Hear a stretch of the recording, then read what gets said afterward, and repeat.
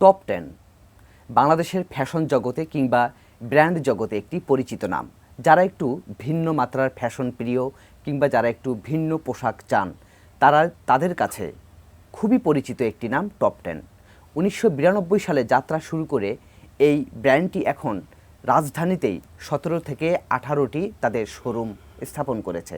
এমনকি কাঁচা বাজার বাদে সব জিনিসই এখন এই টপ 10 মার্টে পাওয়া যাচ্ছে। তো আমরা আজ এই বিস্টক অনুষ্ঠান সাজিয়েছি মূলত টপ 10-এর উঠে আসার গল্প, সেই সঙ্গে তাদের ভবিষ্যৎ পরিকল্পনা নিয়ে। অনুষ্ঠানটি পরিবেশিত হচ্ছে পপুলার লাইফ ইন্স্যুরেন্স কোম্পানি লিমিটেডের সৌজন্যে। আপনাদের সাথে আছি আমি গোলাম কাদির রবু। যে আমরা আলোচনার শুরুতেই একটু আপনার কাছে জানতে চাই, সেটি হচ্ছে যে এই যে টপ 10 যে আজকে 30 বছর ধরে যে বাংলাদেশে ব্যবসা করছে এবং সেই ব্যবসার ক্ষেত্রে টপ 10 কীভাবে এ পর্যায়ে উঠে আসলো, আমরা সেই কথাটি আপনার কাছে শুনতে চাই। আপনি যেহেতু এই প্রতিষ্ঠানটির প্রধান পরিচালন কর্মকর্তা হিসেবে দায়িত্ব পালন করছেন, তো আপনি যদি একটু উঠে আসার গল্পটি আমাদেরকে জানাতেন। থ্যাংক ইউ রবু ভাই। আজকে 30 বছরে আমরা এই পর্যন্ত আসছি। এর পিছনে শুরুর গল্পটা যদি আমি বলতে চাই আপনাকে, আমাদের যে managing director sir, chairman sir জনাব আলহাজ মোহাম্মদ সৈয়দ হোসেন, জি, উনি 1992 থেকে এই বিজনেস স্টার্ট করেছে। এর আগেও উনি ছোট ব্যবসা করেছেন। উনি ঢাকায় আসেন হচ্ছে আপনার 1988। জি, এসে উনি প্রথমে টেলারিং শপে কাজ শুরু করেন, জি, যেখানে উনি কারিগর হিসেবে কাজ করতেন। অত্যন্ত পরিশ্রমী মেধাবী ছিলেন তখনই উনি। তো উনি এর আগেই যখন ওনার হোম টাউনে ছিলেন তখনও উনি ব্যবসা করতেন। জি, ওনার ইন্টেনশনই ছিল উনি ব্যবসায়ী হবেন। তো ঢাকায় এসে প্রথমে উনি যেই কাজটা শুরু করলেন সেটা হচ্ছে টেলারিং শপ।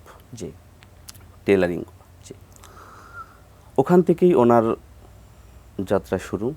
ওখানে আমরা যতদূর শুনেছি উনি পার ডে 10 টাকা পারিশ্রমিক পেতেন।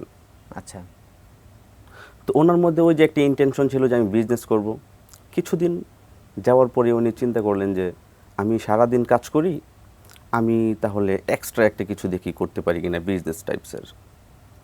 তো উনি তখন আপনার হচ্ছে সদরঘাট ইসলামপুর থেকে cut piece, pant piece, cut piece এগুলো কিনে নিয়ে আসতেন। এসে সারাদিন কাজ করে সন্ধ্যার পর এগুলো ওনার যে সমস্ত ক্লায়েন্ট আছে তাদের, ক্লায়েন্ট না, ওই ফ্যাক্টরিতে যারা ছিল তাদের কাছেই একটা দুইটা করে পেন্ট পিস বিক্রি করতেন। জি, তো ও বিক্রি করতে করতে করতে করতে একটা সময় এসে উনি চিন্তা করলেন যে না, আমাকে ব্যবসায় করতে হবে। এখানে কাজ করে আমার হয়তো আমার যে স্বপ্ন, আমার যে ড্রিম, এটা হয়তো পূরণ হবে না। তখন উনি কিছুদিন পর আপনার হচ্ছে সেই এলিফ্যান্ট রোডে, আপনারা হয়তো চিনেন, এলিফ্যান্ট রোড ব্যবসা শুরু করলেন, দড়ি ঝুলিয়ে বিজনেস শুরু করলেন। জি, সেখান থেকে আস্তে আস্তে করে উনি আসছেন হচ্ছে ডার্লিং পয়েন্ট নামে একটা মার্কেট আছে ওখানে। ওই মার্কেটে একটা দোকান নেন। এই দোকান নেওয়ার পর থেকে উনি মানে শোরুম টাইপসের ছোট দোকানে বিজনেস স্টার্ট করলেন। উনি হয়তো একা প্রথমে। ওই দোকান দেওয়ার পর থেকে 92, এর আগের হচ্ছে ওই গল্পটা। ওই গল্প আসলে দেখেন স্যার আমাদের যেই মাঝে মধ্যে ব্রিফিংয়ে বলতেন যে জীবনের ধাপ কতগুলো, খারাপ ধাপ কতগুলো থাকতে পারে, প্রত্যেকটা স্টেপ আমি পার করে আসছি। জীবনে কত কষ্ট করে এখানে আসছি, এর বিস্তারিত বলতে গেলে সারাদিন চলে যাবে। জি, এখন একটি বিষয় জানতে চাই, যেটি হচ্ছে আপনাদের শুরুটা তো ছিল ফেব্রিক্স দিয়ে এবং টেইলারিং দিয়ে। তো পরবর্তীতে তো আমরা দেখছি যে এখন সবই আপনাদের মধ্যে আছে। সেই জুতা, কসমেটিক, শাড়ি, কাপড় সব আছে। তো আপনারা শুরু করলেন একদম ফেব্রিক্স দিয়ে। এখন আপনারা এই ধারণাটাতে কিভাবে আসলেন যে একই ছাদের নিচে সব পাওয়া যাবে? আচ্ছা, দেখেন আমি আসছি এটাতে। জি তো 1992-তে যখন এই বিজনেস শুরু করে আস্তে আস্তে করে 2007 সাল জি এসে আমরা চিন্তা করলাম যে একটু বড় পরিসরে, এখন আস্তে আস্তে একটু বড় পরিসরে যাচ্ছে। জি কাস্টমার একটু, অনেক কাস্টমার মানে ক্রাউড হয়, তখন একটা বড় পরিসরে 216 এলিফ্যান্ট রোডে একটা বড় শোরুম নেওয়া হয়। জি ওই শোরুম থেকে কাস্টমারের কোয়ারি যে আমরা ফেব্রিক্স কিনে আপনার এখান থেকে, তাহলে টেলারিংটা করব কোথায়? তখন স্যার সিদ্ধান্ত নিলেন আমি টেলারিং করব। তখন আমরা টেলারিং করি, আলহামদুলিল্লাহ সফলতার সহিত এখনও করছি। তো ফেব্রিক্স অ্যান্ড টেলার্স বিজনেস করতে করতে করতে করতে একটা সময় এসে আমরা যেটা দেখলাম, দেশে বিদেশে মানুষের রেডিমেডের দিকে একটা ঝোঁক জি আসছে। ধরেন আমরা তো মিনিমাম একটা টাইম নেই একটা ব্লেজার বানাইতে, একটা শার্ট বানাইতে, একটা প্যান্ট বানাইতে, মিনিমাম একটা টাইম কিন্তু আমাদের লাগে। তো কিছু কাস্টমার এসে চায় আমার এখনই যদি হইতো খুব ভালো হতো, 1 ঘন্টায় যদি হইতো খুব ভালো হতো। তো যুগ উপযোগী সিদ্ধান্ত নিয়ে দেখি বা যুগের সাথে তাল মিলিয়ে আমরা এই চিন্তাটা আনলাম। এটা 2015 সালের লাস্টে। আচ্ছা 2016 সাল থেকে কমপ্লিটলি আমরা টপ 10 মার্ট লিমিটেড চালু করি। এবং আপনি জেনে খুশি হবেন, আমাদের যেই টপ 10 মার্ট লিমিটেড কাটাবন বাংলাদেশের মধ্যে একটা শোরুম 60,000 স্কোয়ার ফিট প্রায়। জি এটা বাংলাদেশে মনে হয় আর সেকেন্ড কোনো শোরুম নেই একটা শোরুমের মধ্যে। আপনাদের ঢাকায় কয়টা শোরুম আপনাদের এখন? এটা 17-18টা শোরুম আছে আমাদের আচ্ছা, ঢাকায়। তো এখন আপনাদের ভবিষ্যৎ পরিকল্পনা কি? সেটি কি শুধু ঢাকার মধ্যেই সীমাবদ্ধ থাকা, নাকি আপনারা একটু ঢাকার বাইরেও, রাজধানীর বাইরেও আপনারা বিস্তৃত পরিসরে যেতে চান? না, ইতিমধ্যেই আমরা ঢাকাকে ছাড়িয়ে আমরা দেশের বিভিন্ন জায়গায় শোরুম করেছি already. Fabrics and tailors plus হচ্ছে টপ 10 মার্ট লিমিটেড। আপনার যদি আমি বলতে চাই এভাবে যে ঢাকার পার্শ্ববর্তী নারায়ণগঞ্জে আমাদের টপ 10 মার্ট লিমিটেড নামে একটা প্রতিষ্ঠান আছে। জি ময়মনসিংহে একটা প্রতিষ্ঠান আছে টপ 10 মার্ট লিমিটেড, কুমিল্লাতে আছে, ফেনীতে আছে, জি। চিটাগাংয়ে আছে, কক্সবাজার নিয়েছি, আপনার আরও বেশ কিছু জি। জায়গায় আমাদের অলরেডি শোরুম করেছি। আমাদের একটা ভিশন আছে 2025, জি এর মধ্যে আমরা সারা বাংলাদেশে প্রত্যেকটা ডিস্ট্রিক্টে অ্যাটলিস্ট একটা করে শোরুম করব। জি এটা হচ্ছে আমাদের 2025 সাল পর্যন্ত আমাদের ভিশন। জি ইনশাল্লাহ আমরা হয়তো সক্ষম হব। জি জি জনাব শফিকুল ইসলাম, আমরা এ ব্যাপারে আপনার সঙ্গে আরও কথা বলবো, তবে তার আগে নিচ্ছি ছোট্ট একটি বিরতি। দর্শক, আপনারা দেখছেন popular life insurance company limited বিস্টক। এবার নিচ্ছি ছোট্ট একটি বিরতি আমাদের সঙ্গে।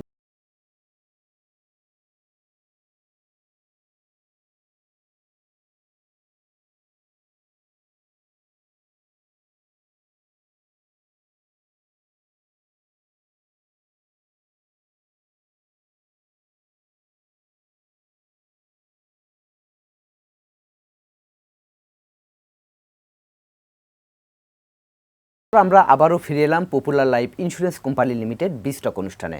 আজ আমরা আলোচনা করছি দেশীয় ব্র্যান্ড টপ 10 নিয়ে। আমাদের সঙ্গে আছেন টপ 10-এর প্রধান পরিচালন কর্মকর্তা ইঞ্জিনিয়ার মোহাম্মদ শফিকুল ইসলাম।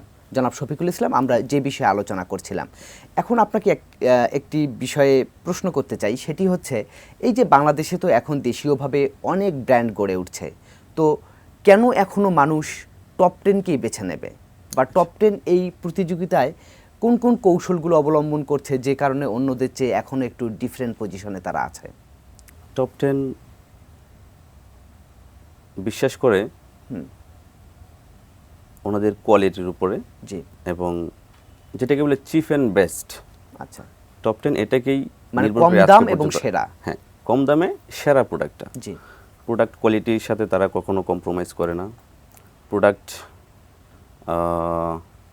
প্রাইজের ব্যাপারে সবসময় চিন্তা করে কাস্টমারের ক্রয় ক্ষমতার ভিতরে যেন প্রাইসটা থাকে, জি। এই দুইটা জিনিসকে আমরা খুব বেশি প্রায়োরিটি দিই। এবং কাস্টমার সার্ভিস আমি মনে করি বাংলাদেশের অন্যান্য যতগুলো ব্র্যান্ড আছে জি। প্রত্যেকটা ব্র্যান্ডের চাইতে আমাদের টপ 10-এর কাস্টমার সার্ভিস সবচাইতে বেস্ট। জি। সেজন্য হয়তো কাস্টমার আমাদেরকে বেছে নিচ্ছে। জি, আপনাদের শুরুটা যেহেতু ফেব্রিক্স দিয়ে, তো এখন আপনাদের এই যে টপ 10-এ তো আমরা দেখি যে বিশ্বমানের মানে বিভিন্ন দেশের কাপড় এখানে পাওয়া যায়। তো সে ব্যাপারে যদি একটু দর্শকদেরকে জানাতেন। জি, আমরা একটা সময় শুধু ফেব্রিক্স সেল করতাম জানেন, যখন টপ 10 মার্ট নিয়ে আসলাম জি। তখন আমরা ম্যাক্সিমামটুকুই চেষ্টা করি ইন হাউস করার জন্য। আমাদের যে টপ 10 অ্যাপারেলস আছে জি। ওখান থেকে আমরা ইন হাউস করি। কাস্টমারের কিছু রিকোয়ারমেন্ট থাকে যে যেহেতু আমরা ইম্পোর্টেড কিছু আইটেম সেল করি, তো বিদেশি আইটেমও আমাদের এখানে অনেক পাওয়া যায়, আমরা এগুলো সেল করে থাকি আর কি। না, কিন্তু আমরা তো জানি যে আমাদের কাপড়েই তো বিশ্বে রপ্তানি হচ্ছে এবং আমাদের কাপড়েরও বেশি চাহিদা আছে, তারপরেও কেন বিদেশ থেকে একটু আনতে হচ্ছে? মানে এইটাই এটা কি কাস্টমারের কিছু কাস্টমারের রিকোয়ারমেন্ট রুচি? থাকে, হ্যাঁ কাস্টমারের কিছু রুচি থাকে, এগুলো আমরা তো আসলে অ্যাকচুয়ালি যেই টপ 10 মার্টটা এটা মাল্টি ব্র্যান্ড আউটলেট হিসেবে আমরা বুঝি। তো মাল্টি ব্র্যান্ড বলতে সব কিছু কিছু করে আনতে হয়, এনে আমাদের রাখতে হয়, কারণ কাস্টমারের রিকোয়ারমেন্ট অনুযায়ী আমরা এগুলো রাখি আর কি। এই না, এটা কাপড়ের জন্য জিজ্ঞেস করলাম আর কি। না, বাংলাদেশের কাপড় তো অবশ্যই অনেক ভালো কাপড়, এগুলোই ম্যাক্সিমাম আছে আমাদের। আর ইন্ডিয়ান, চায়না, ব্যাংককের বেশ কিছু প্রোডাক্ট আমরা রাখি। আপনাদের যেহেতু ফেব্রিক্স দিয়েই তো টপ 10-এর নাম ডাক, তো এখন যেহেতু অন্যান্য জিনিসও আপনাদের মার্টে পাওয়া যাচ্ছে, সেগুলো সেক্ষেত্রে আপনারা কতটা সুবিধা করতে পারছেন? আলহামদুলিল্লাহ, আমরা বর্তমান সময়ে যতটুকু আশা করেছিলাম মোটামুটি আমরা পারছি আর কি, সার্ভাইভ করতে পারছি। তবে আশা করি আরও ভালো করবো ইনশাআল্লাহ। আচ্ছা, আরেকটি বিষয় জানতে চাই, সেটি হচ্ছে যে এখন তো ধরেন যে একটা বৈশ্বিক সংকটের মধ্য দিয়ে আমরা যাচ্ছি, আমাদের অর্থনীতিতেও তার প্রভাব পড়েছে, ইনফ্লেশন বেড়েছে, মানুষের পার্চেজিং পাওয়ার কমেছে। সেক্ষেত্রে আসলে সেটির প্রভাবটা আসলে কেমন পড়ছে এই আপনাদের কেনাকাটায়, কেনা বেচা বিক্রিতে? এটা বিশ্ববাজারেই মন্দা এখন। আমরা যেটা দেখতেছি, হ্যাঁ যেহেতু ইম্পোর্টেড কিছু আইটেম আমরা সেল করছি, সেখানে এলসির একটা সংকট আমরা জানি, ডলার সংকট, তো এগুলোকে আমরা যখন ইম্পোর্টেড আইটেমটা যখন করতে যাই তখন একটু প্রভাব পড়ে। জি। তো আশা করছি ইতিমধ্যেই অনেকটা খাটিয়ে উঠেছেন, আশা করছি জননেত্রী শেখ হাসিনা মাননীয় প্রধানমন্ত্রী উনি খুব তাড়াতাড়ি এই সংকট খাটিয়ে উঠবেন বলে আশা করছি। মানে এলসি সংকট যেটা জি, ছিল জি। সেটি এখন অনেকখানি কমিয়ে গেছে জি, আপনি জি, বলতে জি, চাচ্ছেন? জি। না, আমি যে বিষয়টা একটু জানতে চাই সেটি হচ্ছে যে যে করোনার আঘাতের পর তারপর তো বৈশ্বিক সংকটটা শুরু হলো, তারপর ইনফ্লেশন বেড়েছে, জিনিসপত্রের দাম বেড়েছে, মানুষের তো দৈনন্দিন জীবনযাপন করতেই তো মানুষের হিমশিম খেতে হিমশিম হচ্ছে। খেতে হচ্ছে। সেক্ষেত্রে পোশাক এটা তো একটু পরের ধাপ, সেক্ষেত্রে কেনাকাটার মধ্যে কেমন ইম্প্যাক্ট পড়েছে আর কি? মানুষ কি একটু কম কিনছে, নাকি ব্যবসায় আপনাদের কতটা প্রভাব হ্যাঁ, পড়েছে সেটি একটু জানতে এটা চাই। সত্য। এখন মানুষ যখন আগে যেখানে 3টা পোশাক কিনতো জি। সেখানে এখন 2টা পোশাক কিনছে, যেখানে 5টা কিনতে হইতো সেখানে 4টা কিনছে। জি। ক্রয় ক্ষমতার ভিতরেই তারা চেষ্টা করছে কাস্টমার। তবে খুব বেশি যে এফেক্ট পড়েছে এরকম না। মানুষ, বাংলাদেশের মানুষ একটু জানেন রুচিশীল, জি। ওনারা কাপড় পরতে পছন্দ করেন, খেতে পছন্দ করেন, এই জিনিসগুলোকে ওরা কম্প্রোমাইজ করতে চায় না। তারপরেও মোটামুটি প্রভাব পড়েছে। জি। এখন আরেকটি বিষয়, সামনে তো আমরা জানি যে পহেলা বৈশাখ, পহেলা বৈশাখ তো দেশের বাণিজ্যের জন্য একটা বড় সময়, তারপর পরে আবার ঈদ চলে আসছে, তার মানে কি দুটো মৌসুম কিন্তু আপনারা পাচ্ছেন, তো আপনারা কেমন সাড়া পাচ্ছেন? পহেলা বৈশাখটার সাড়া খুব ভালো পাওয়া যেত যদি রমজানের আগে বা পরে হতো। জি। তারপরেও মোটামুটি সাড়া পাচ্ছে এবং আমাদের প্রিপারেশন আছে আলহামদুলিল্লাহ ভালো। আশা করছি আরও ভালো সাড়া পাবো।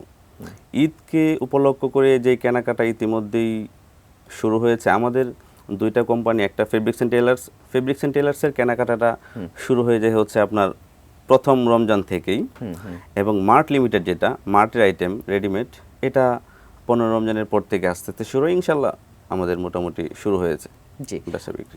আমরা তো দেখছি যে ফেব্রিক্স দিয়ে আপনাদের শুরু হয়েছে, তো এখন দেখা যাচ্ছে যে সেখানে আপনারা স্যানিটারি, টাইলস, এই ব্যবসাতেও আপনারা নিজেদেরকে ইনভলভ করেছেন। জি। টপ 10 ফ্যাশন, তো এগুলো কেমন চলছে এবং এগুলো কর্মসংস্থানের ক্ষেত্রে আসলে কতটা ভূমিকা রাখছে?